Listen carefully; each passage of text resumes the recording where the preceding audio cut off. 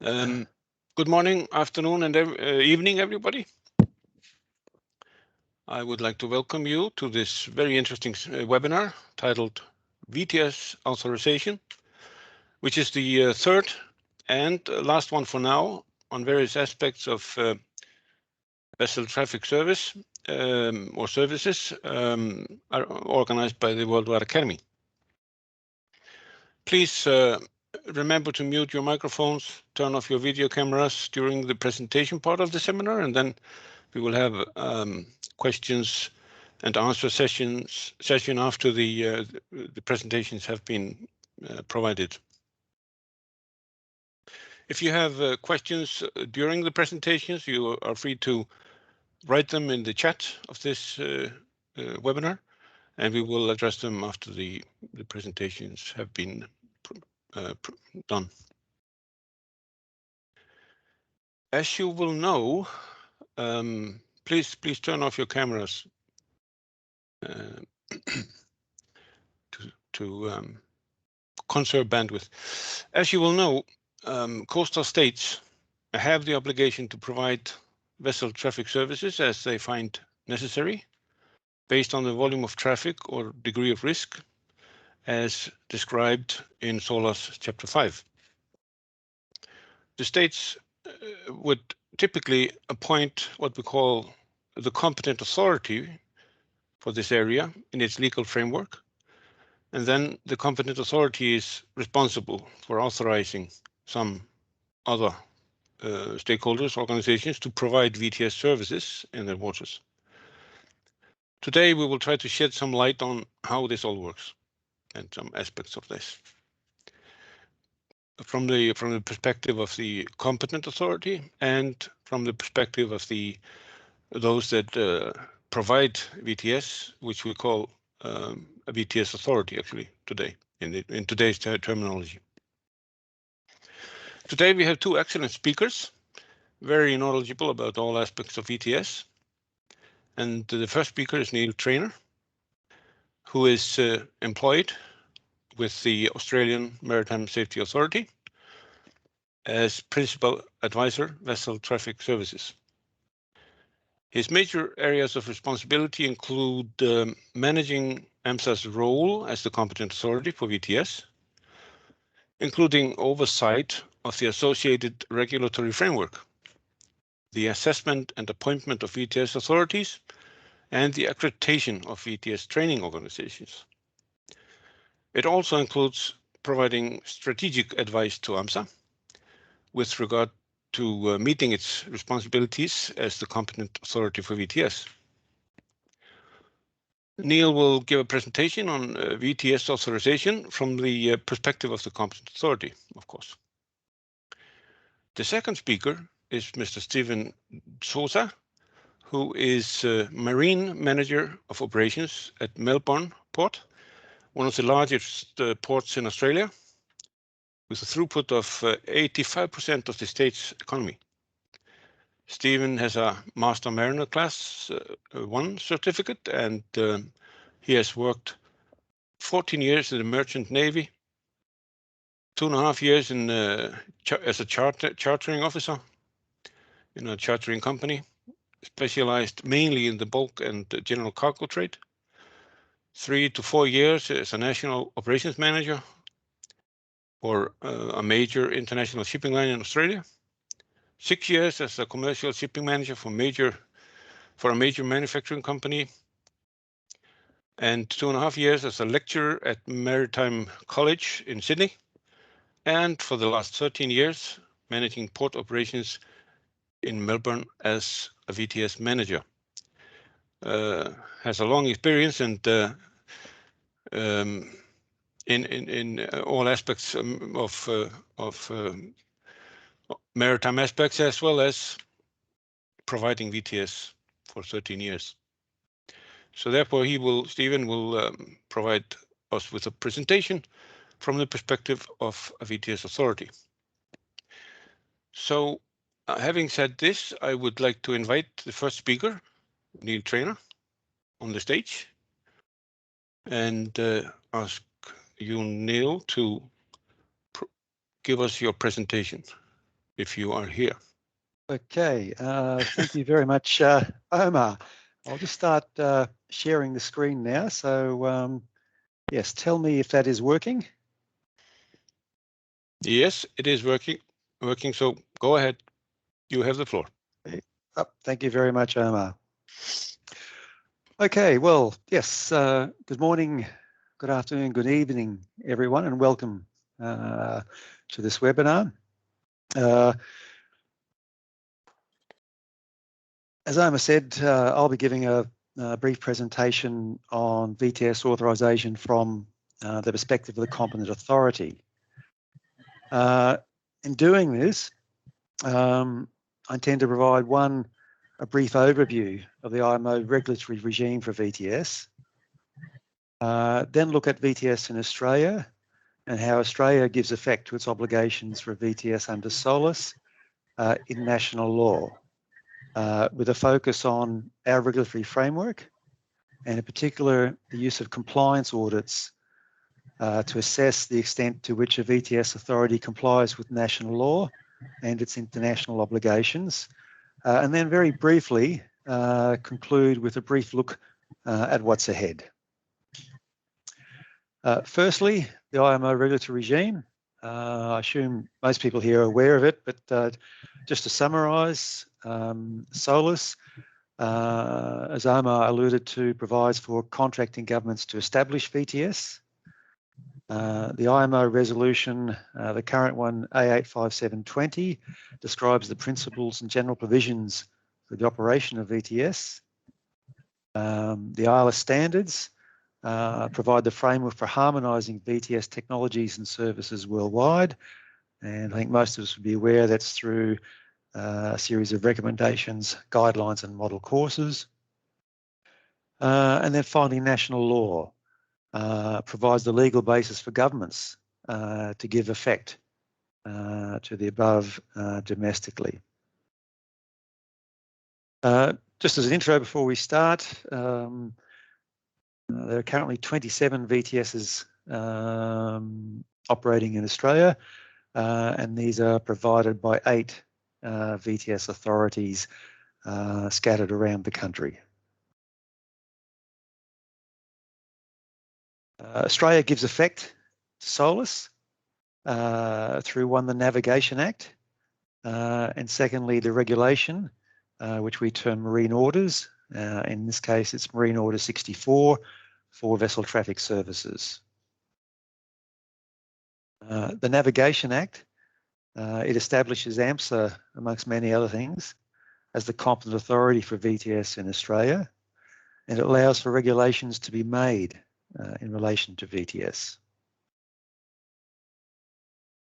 In particular, Marine Order 64 is the regulation for VTS and sets out the arrangements for AMSA to regulate VTS authorities, including their authorisation, certification, as well as auditing provisions, VTS training organisations for their accreditation and approval of their model courses, and also auditing provisions, and finally for masters of vessels to provide reports required by VTS authorities and to comply with their instructions.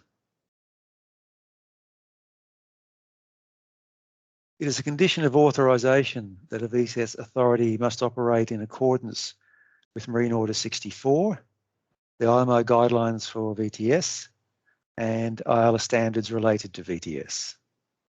Compliance audits are the regulatory tool AMSA uses to assess the extent to which a VTS entity complies with our national law and conforms with international obligations, both for their initial appointment as a VTS authority and to demonstrate their ongoing conformance and compliance. When the entity applies for authorisation to provide VTS, a matrix of compliance documents are used by the entity to demonstrate their conformance. Firstly, with regards to the IMO resolution for VTS. Secondly, Ayala Standard 1040, vessel traffic services. In particular, this relates to the recommendations and guidelines associated with implementation, operations, data and information management, information services and technologies. IALA Standard 1050, training and certification. IALA Standard 1070, information services, and Standard 1010, ATON, planning and services requirements. I'll come to some examples of these matrix documents in the next two slides, but the documents serve several purposes. Firstly, for the entity applying for VTS, it provides a checklist for them to be confident they have addressed all of their obligations prior to an audit. Secondly, for ourselves, for AMSA to undertake a pre-on-site audit to ensure the entity demonstrates its understanding and conformance with the requirements prior to undertaking any on-site audit. And thirdly, it provides a reference document for both AMSA as the competent authority and the applicant for undertaking the on-site audit itself. For example, this is the front page of the compliance matrix for VTS operations. And you can see it looks at both the recommendation for VTS operations and its associated guidance documents, such as Guideline 1089, the provision of VTS, Guideline 1141, operational procedures for delivering VTS, etc., etc. As you can see, if we drill down a little bit further inside this matrix for VTS operations as an example, with conformance with Guideline 1141 operational procedures. As you can see, there's a lot of information on that form, but there's really three sections. The first two columns reflect the contents of the guidance relating, in this case, to processes and procedures in place for pre-arrival information. So essentially, it's just reflecting the guidance and the practices specified in the recommendation, and in this case, the associated guideline for VTS procedures.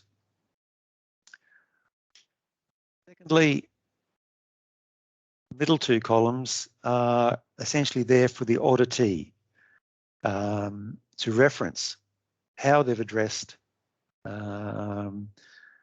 the practices specified in the recommendation and associated guideline. And this is normally done by them reflecting that in and naming their procedures documents or their policy documents or process documentation that reflects the guidance provided in the IALA guidelines and recommendations. And thirdly, the last column, as I mentioned before, that's what's used in the initial audit with entities on site, and it's basically there to assist the auditor document the objective evidence provided and his assessment of that.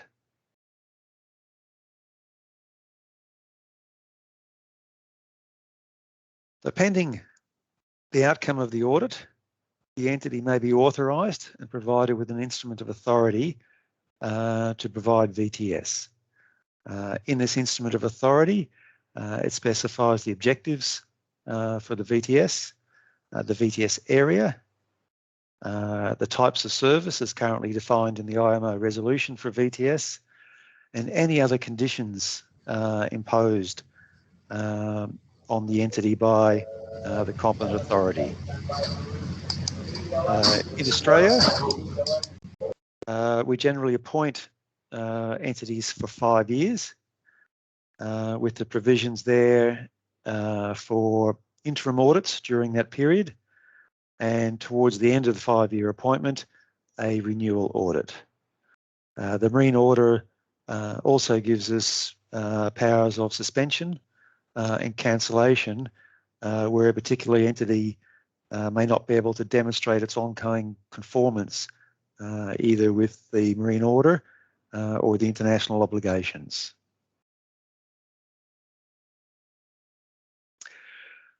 So briefly, just looking ahead, I think most people involved in this be aware that there's a new resolution for VTS expected to be adopted by the IMO Assembly in December this year. And Ayala is currently revising and updating all its standards and associated documentation related to VTS, pending that new resolution coming into effect. So there's been a substantial amount of work done in the last couple of years in getting the IMO resolution through the Maritime Safety Committee and now onto IMO Assembly. And on a national basis, and I suppose like many other national members out there or VTS authorities participating in this webinar, nationally here, our work has commenced now in terms of reviewing and reissuing our regulatory provision here. In this case, that's the Marine Order 64 for VTS, to align that with the new provisions provided in the new IMO resolution. And secondly, revising and updating our audit matrices to reflect the new and revised IALA standards associated with that that will come into effect as well. And going into next year, when all this does come adopted and in place, ensuring interim audits are completed nationally so that all VTSs in Australia can demonstrate its conformance with the new resolution and IALA guidance documents as amended. So thank you very much. Hopefully that provides a brief summary of both the regulatory framework and our use of compliance audits within that framework to demonstrate that entities seeking to be VTS authorities and maintain being a VTS authority is consistent with both our national law and international obligations. So thank you very much. Thank you, Neil. Could you please turn on your video for a brief moment so people can see who was speaking? Yes. There you are. That's Neil. There you are. Thank you for an excellent presentation. Very, very clear and good. But we will jump immediately to the second speaker, Stephen, and learn about the this topic from the other side. So, Stephen, you have the floor. Thank you, Omar. Thank you, Neil. Again, good morning, good day, good evening to all the people who are attending. I'll just, if I can share the screen, it'll be good. Neil? Yeah, you can just share your screen and he will go away. Okay. All right. Is that should be working. Now? Is it working? No, not yet. Yet. So, just 1 second. So, yeah, you share the screen and then you select what. Actually, yeah, there you come. Looks like it's coming. Yes. Yeah. Almost. Yeah. We can see your screen. We can see your Teams thing now. Yep. 1 second. I'll just go to slideshow and then we go from there. Yep. Is it there now? No, you're sharing the wrong screen. You must share another one. So unshare and share again. And then select the screen with the presentation. Is that it now? Yes. Now we see a chart.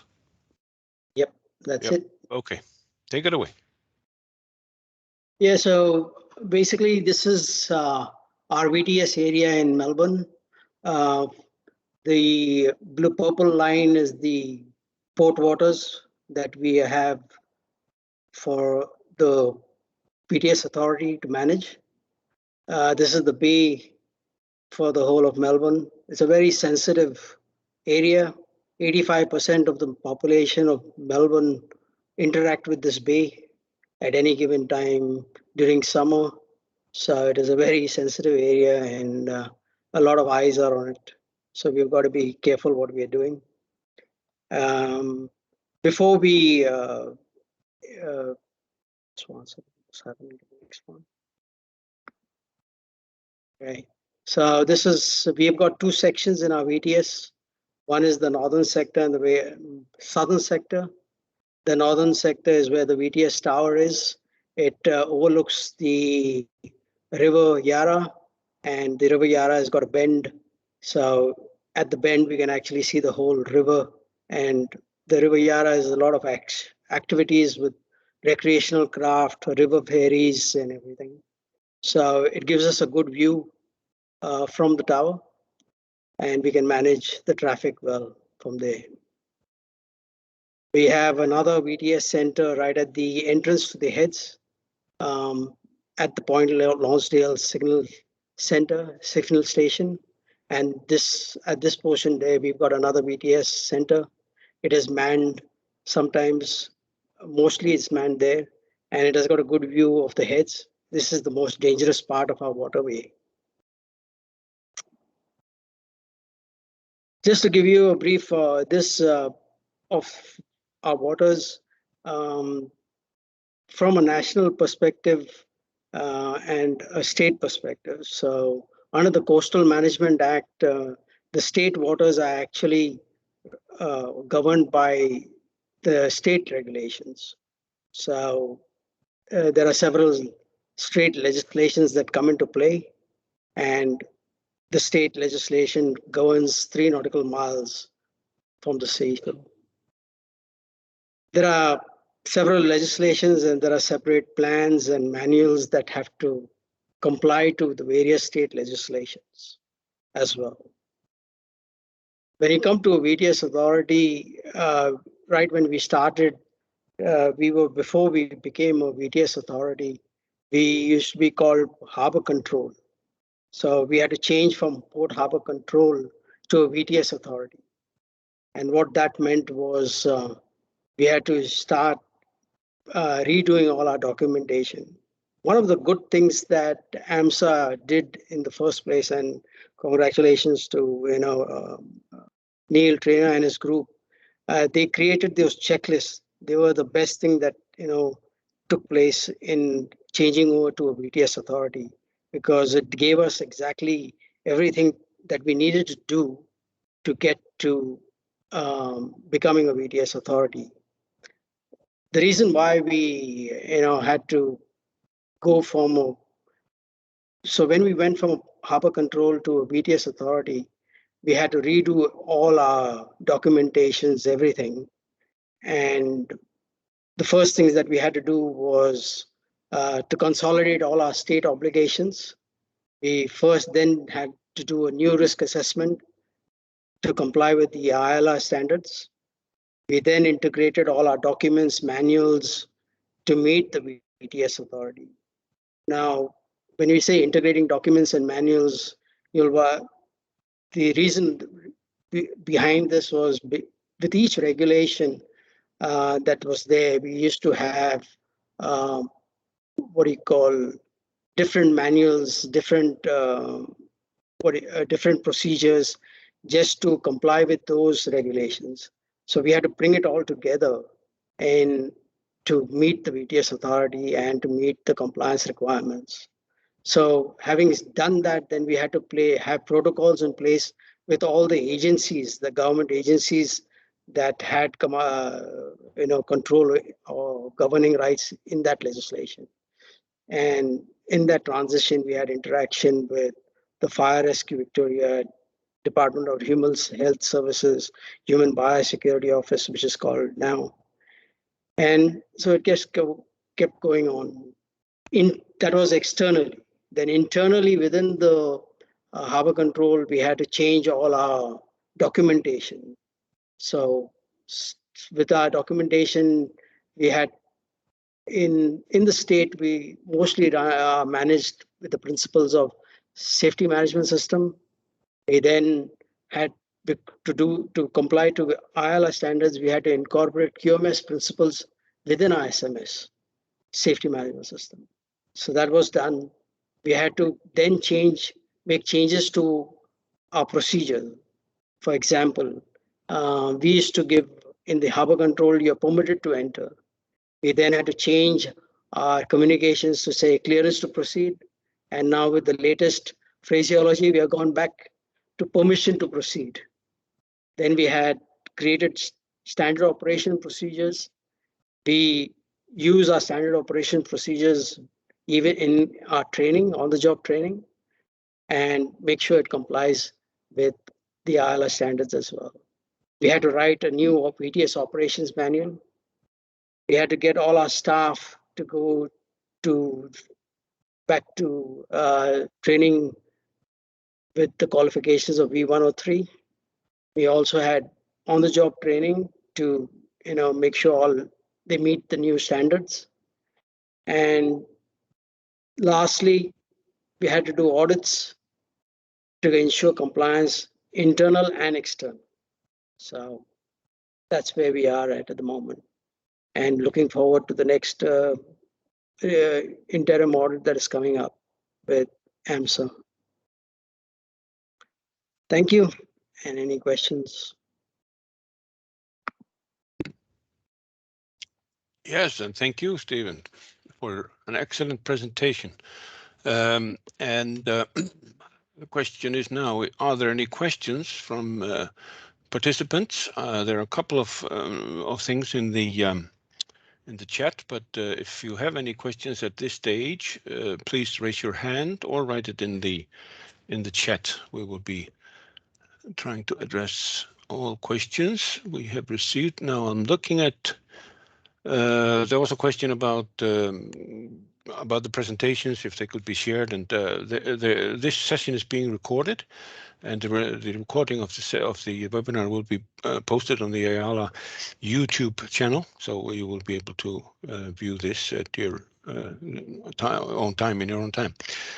Now, Mr. Stephen Bennett is saying, excellent, Neil, thank you. If a coastal state wishes to copy your forms, etc., would AMSA be able to help, Neil?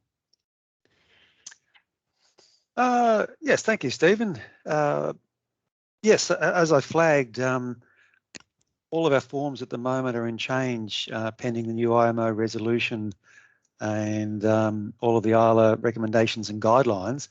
But conceptually, I think perhaps we take that one offline and have a chat about that. But yeah, I don't see too many difficulties. I think it's something, one of those things that has been probably shared informally between competent authorities and VTS authorities. I think a prime example, and Stephen may want to even comment here, with the rollout of VTS in Australia, a lot of the VTS authorities communicate and engage with each other in developing documentation. So I think it's a healthy way of moving forward. Thank you. Okay. I see no other questions in the chat. If somebody has spotted a question, please let me know. Or if you have a question, somebody, we have, I think, how many participants do we actually have? 102 participants. So there must be something that you would like to know. Anybody? If not, I would like to ask you, Stephen, then, from your perspective, the rigorous regulatory regime that you have to live under, is that reasonable and good? Is it fit for purpose? Yeah, the regulatory body works well. We have a two-layered system. So we have a state legislation that gives us the powers, and then we have the federal legislations. So it's pretty good. The only issue, as I said earlier, was to get everything together from the state legislation to get approval to our IALA standard. So the various legislation, state legislation had to be brought together. Yeah, so that was maybe a bit complicated. Oh yes, it was. Just to let you know, when Neil first was there, Neil and I did the first compliance audit. We were sitting in a boardroom, and I think we went from morning. We started at 8 o'clock and we finished at 8 o'clock in the evening, straight 12 hours. And by the time he finished, he says, what is the color of the table? Because there were so many books, so many manuals, so many, everything that was there on the table to, show him all the evidence that we required. It's pretty good.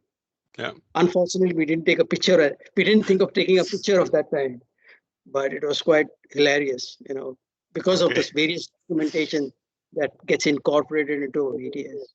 Yeah. Okay. Then to you, Neil, the same question basically a bit from the other side of the table, if you will, because you have to deal with not only Melbourne, but 8 organizations with 27 VTSs. How many staff do you have? Not enough, I'll say. But we're working on that. Okay. No, I think it was a very fair question, Omar, and I may just start by clarifying for people. Australia's constitution is actually a federation of states. So we have 2 primary levels of government. There's a national government, and then there's a government for each of the states. And constitutionally, powers are, have evolved since federation, and that's what Stephen was alluding to there. Most other countries probably wouldn't have those 2 tiers of government between a national and a state government, but we do. But I think, as Stephen alluded to, I think the benefit of 2 things. The legislation is one under national law for VTS, and then 2,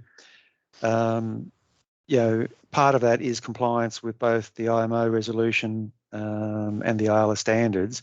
And as Stephen pointed out, the checklist really helped, because quite often when we have a new entity applying, they're very keen to apply, and quite often when they get to look at the the checklist and the compliance matrix, I think it'd be fair to say that it's something that they don't often address in a week, and that's fairly understandable, because prior to that, there've probably been, as Stephen alluded to, poor control.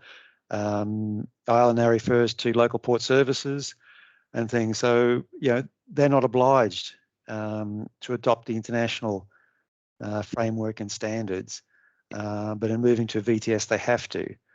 And I think the checklist is a good tool for both those applying, particularly for the first time, and then secondly for the auditor themselves. It provides a very useful checklist in terms of assessing whether that entity is ready for an on-site audit, or still needs to fine-tune a lot of its documentation so they can demonstrate their conformance, if that makes sense. Yeah. Stephen, I think you have raised your hand. Yeah, just to go back to Neil, when the two layers he's talking about with the federal and the state, each state has different regulations. So it gets very complicated when you come to a AMSA level, because it's a federation, but each state has got its own demons. Yeah. Okay. So it is complicated. Craig Ward, you have raised your hand. Yeah, you have the floor. Just first of all, introduce myself. So I'm the head of VTS down in Tasmania, another state in Australia. Recently, not long ago, gone through, we have 10 VTS areas in Australia, and also worked with Neil as well for helping get through Queensland. I think everything Neil said today has been exceptionally really good. And I think one thing, Stephen, you probably agree with me as well. One thing we really do have well is the way Neil and his team at AMSA has actually got all of Australia together. So all the VTS authorities work together, as well as the up-and-coming VTS authorities. At the moment, we're having monthly meetings, which is really great. And you actually see the interaction between the ones that already got the VTS authorisation, and then the other ones all work together and help each other. So it is a very good, very, very good community in Australia. Excellent. Thank you. Thank you. I'm sure that Neil is very happy to hear about that. I seem to be coming through with an echo. Okay, now it's gone. So Mr. Bekir Sidki Ustaoglu, who works with the IMO, has a question. Sidki, you have the floor. Thank you, Omar. First of all, I would like to express my appreciation for this webinar. Ayala and the speakers, it has been really very beneficial, and the number of participants also indicates the interest.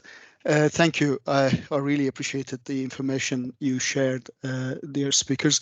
My question is based, I just want to take on from your question, Omar. You asked about the manning, and I would like to continue with that.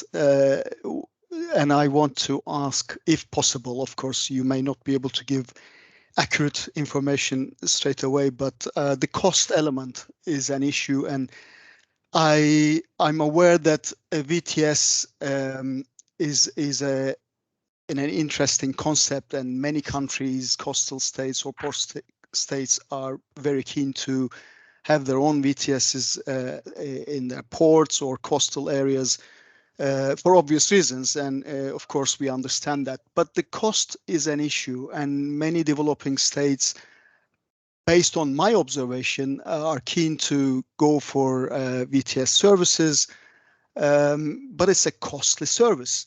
How do you manage the cost element? Do you have some private VTSs or also state-owned? Maybe would you be able to elaborate a little bit on that? It is, I think, an important element. Thank you.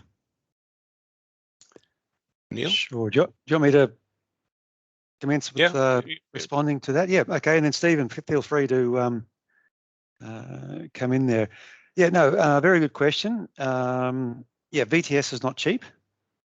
It's well recognised, and it's also well recognised in IALA documents. You know, that VTS is a service that does require a lot of commitment and an associated cost. But in the IALA standards, there's several elements there. The first one is to do with establishing and implementing VTS, and the guidance on that really assists people go through that to see whether a VTS is the most appropriate risk mitigation tool. It allows them to assess other tools, whether that could be increased aids to navigation, it could be other routing measures, it could be a suite of other things to address a particular risk profile for a particular waterway, or based on volume of traffic and degree of risk, that particular bodyway may be better suited to VTS, because but basically, as per SOLAS, the obligation there and for the contracting government is they may establish VTS where, in their opinion, the volume of traffic and the degree of risk warrants a VTS. And I think the important thing there is in their opinion, because I think it'd be fair to say worldwide, VTSs by SOLAS definition and the IMO definition are about safety of navigation, efficiency of navigation, and protection of the environment. In a particular waterway, quite often you may find there's a low volume of traffic, but very large concerns about protection of the environment. In other waterways that people are trying to establish a balance between efficiency and safety. So it really depends on the waterway and how you do your risk assessments. But the bottom line, I think, is once a decision's been made to go to VTS, the obligations are there for the contracting government to have that capability in national law or by other means, and to conform with both the SOLAS and the IMO resolution and Ayala standards, if that helps. Stephen, do you have something to add? Yeah, from a state perspective or from the port perspective, I think we get compensated from the port manager through his port dues, whatever is collected, we get a percentage of it. You got to remember, Port of Melbourne has been subleased, it's been privatized, so we get a small amount of what they collect to manage the VTS. So you are using the user pays principle, which is always good. Yeah. Craig, I see your hand. Is it an alt? Yeah, just like to throw in there, and it really is a very good question. So fortunately, I cut my teeth originally in Port Hedland, where it was a single channel, and to be honest, most of Australia's actual trade goes through Port Hedland. So they were very clear. It was simple. If that channel shuts, it basically puts Australia into recession. So they can very clearly define the cost of not having VTS. And I've been in Queensland as well, where Neil's based up there. It's a lot harder. And then down in Tasmania as well, it gets even harder. Where it's one of those things where Tasmania is, or sorry, VTS is one of those things. If you do your job right, no one ever knows. Management will ever know. So you really have to document every time you go out and prevent a vessel. And that's probably the key thing I can take to everyone here. It's so hard to quantify. So you need to actually start documenting and then presenting it and showing, well, this could have happened had we not been there. But it is a very, very, very hard thing to document. If VTS does their job perfectly, it will never, ever cost a disaster. So you've got to sort of weigh that balance up and somehow sell that to the people that are paying for it. Yeah, you touch upon the very central dilemma of providing VTS. If you could mute yourself again, so my echo can go away. Okay, thank you. So I have one other hand at least, which is and Stephen Bennett. I still have your question there, and Siva Sankara in the chat. I will come back to you, but Kevin Gregory, who works with the Ayala Worldwide Academy. Thanks, and hello everyone. Thanks for the presentations. I think Craig essentially took the words out of my mouth in his comments there. I think VTS is a big commitment to make in terms of operational and capital expenditure, but you get a serious tool and a serious capability in return for that if it's configured correctly and manned appropriately. And the VTS can really give you substantial benefits for navigation safety primarily, and also kind of commercial operations as well. And it's nice to see now how, as VTS is growing, the kind of balance is there between safety and efficiency of navigation. But I think Craig hit the nail on the head. You know, when I was running a VTS myself, often you had a visit or someone important came in and there's really not much going on, not much to see there. It's quiet, and that's really the sign of the successful VTS, because then everything is managed well. On the other hand, historically and unfortunately, we've only heard about what a VTS does when something goes wrong. And we're trying, I think, as Craig said, to turn that around now, to hear about the positive reporting, because VTSOs and supervisors do a lot, prevent delays, prevent congestion, go out of their way to help terminal operators and vessels to navigate safely and efficiently. And that's a real benefit of the VTS. And so we're trying to implement systems and guidance to pull that good news out from VTS operators, and it's hard because VTS operators in their personal attributes are probably quite modest, so they don't like to blow their own trumpets. But you know, there's so much good things going on. Positive reporting and the sharing of experience is necessary, and that can really go to really prove that you've made a good investment in VTS. Yes, indeed. Thank you. There was a question from Mr. Stephen Bennett, who used to be the Vice Dean of the Worldwide Academy, actually. So, Stephen, could you turn on your video and state your question in person, please?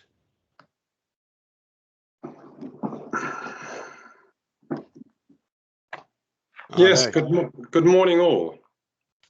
When I was in China, Korea, India, and more recently in the Gulf, there were a lot of questions and thoughts about implementing coastal VTS between ports within those countries and also adjacent ports in neighboring countries. And through regional understandings to try and put some legal ability for vessels to report in this. Perhaps our experts might like to comment on that. And also, what does the IMO presently think? Perhaps Sidki might add his thoughts. Thank you. Thank you very much. Forgive my voice, I'm rapid COVID recovering. Oh, I'm sorry to hear that. Okay. But good that you're on the recovery side of the event. Neil. Yep, well, happy to kick off on that. Yeah, a very good question, Stephen, and I think one that's definitely evolving, and it was one that Ayala identified a few years ago in the Worldwide VTS questionnaire, where there were a lot of countries looking at extending VTS into a coastal and regional environment. We do have some experience here. We have VTS through the Torres Strait and the Great Barrier Reef, so that's some 2,500 kilometres of waterway. And I know there are some other areas around Australia where the relevant VTS authorities there are looking at, you know, either extending their VTS areas or even going to a regional VTS along their coastline for, you know, particular areas. I know it's certainly happening overseas. I think there's some examples in the Baltic, and I know, I'm not sure where it's at, but there has been some talk between Korea, Japan, and China. But yeah, it's a very fair question, and one that's you know, certainly evolving. Yeah. Okay. There was a request maybe from Sidki, if you have anything on this. But meanwhile, Jakob Bang, if you are still here, you prepare yourself to talk about the Danish-Swedish VTS arrangements. But Sidki. Yeah, that's a good one. Thank you, Omar, and thanks to Stephen. My best wishes to you, Stephen. I've been through that, so you will hopefully leave it behind. And yes, the question is really great, but I would like to clarify at the outset that I'm sharing my personal views. I'm not talking on behalf of IMO. I think this will be where we are heading in the future, regional VTSs, and maybe VTSs will be connected to each other in the near future, because now one of the popular vision shared by many states now is digitalization. Everything is going that direction, and VTS certainly will play an important role in that direction, not only for safety, but facilitation convention, protection of marine environment, even reduction of greenhouse gas emissions, just-in-time arrangements. I mean, all in all, VTS will be definitely a service that will be playing even greater role in the future. So I think it's a great point you raised, Stephen. Thank you. I mean, we can go into further details, but I think time might not be sufficient for that. So I just wanted to support what Neil said. I think we're going that direction. Thank you. Okay, thank you. I think I don't think Jacob Bang is here, but I can say that in the Straits of between Denmark and Sweden, we actually managed some years ago to create a joint VTS, which is working very well. And it was from the very beginning a very good cooperation with, first of all, deciding that it should be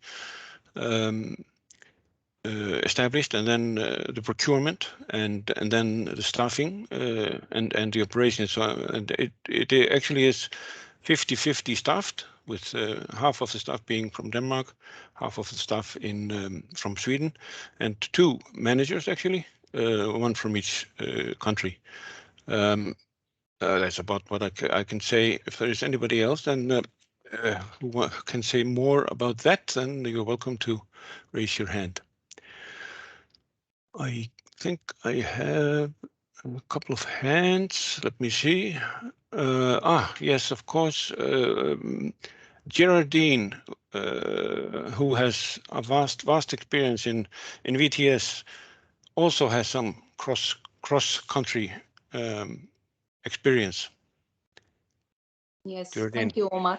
Hello to everybody. Just an observation from my experience in my former VTS, which was an international treaty between 2 countries, the Netherlands and Belgium. And I want to emphasize a risk assessment. And for one reason that actually Kevin pointed out, that when people visit your VTS and it's very silent because it's operating so well, we experienced that we became the victim of our success. So it was decided to implement VTS because we had high risks. And then later on, 10 years later, new decision makers looked at the figures and said, we don't need such a comprehensive VTS anymore, because look, it's going so well. How will you then at that moment justify your continuation?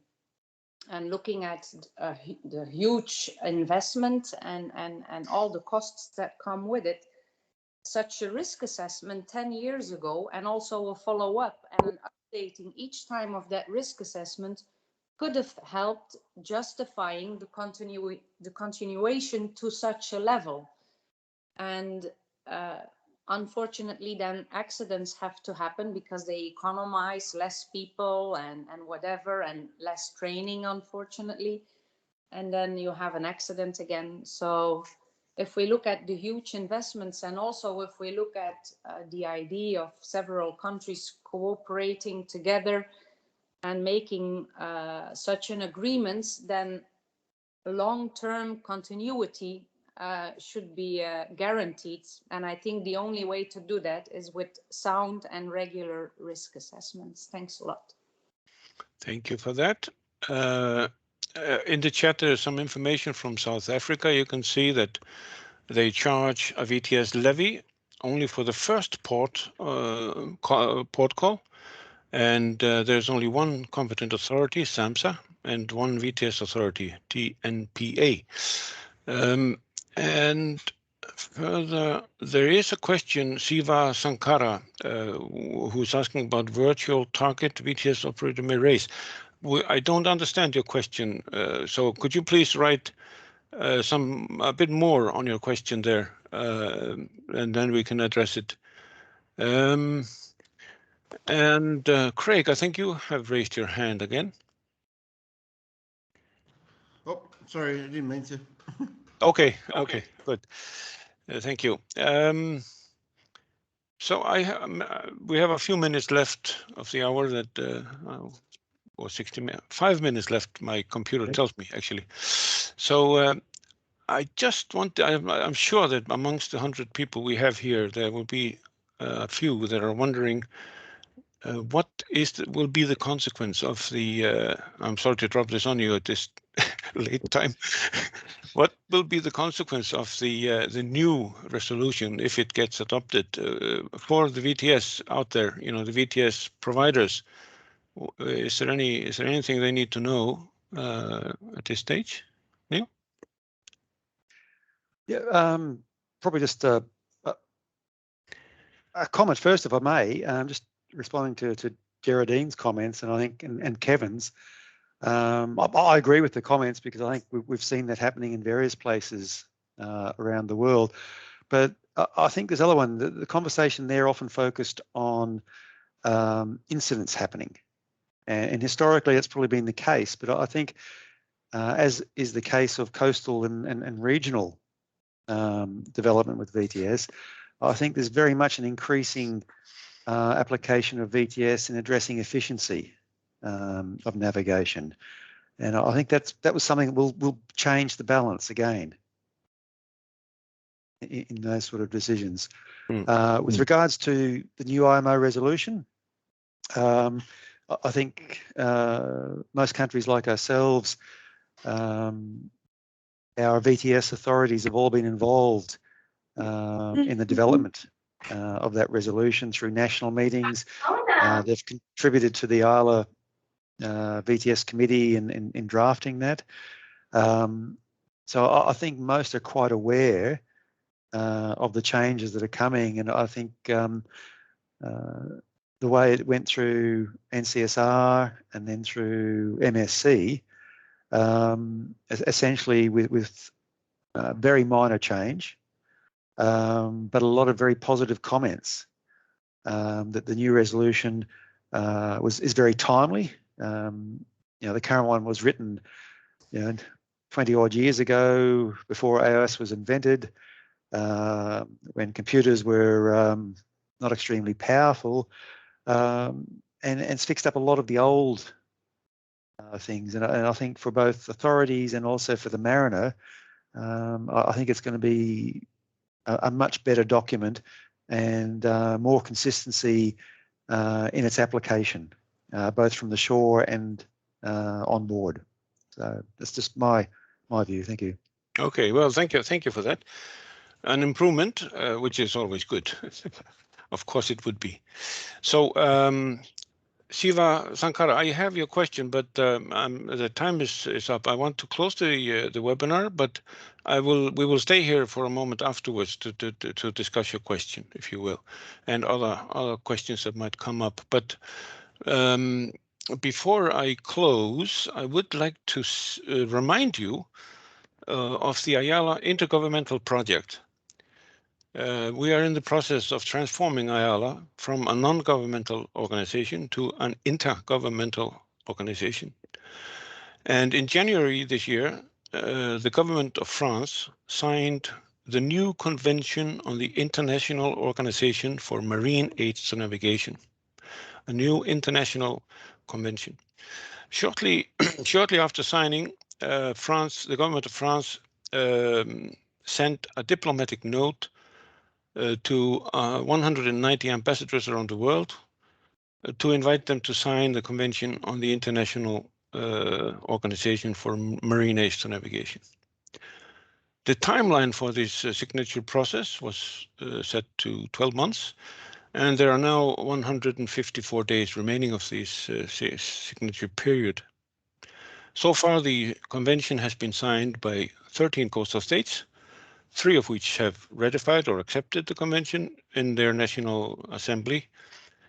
And if your government has not yet signed the convention, now is the time to consider to sign this new convention and become one of the founding fathers of the new IALA, the intergovernmental organization to come to be. So, having said that, I hope that you found this time well spent, and I wish you all the best. Stay safe and recover rapidly if you're already in trouble with the COVID. Remember to keep your distance for some time yet to come. So this webinar is now formally closed, but as I said, we will stay here, some of us, to address questions that might be around.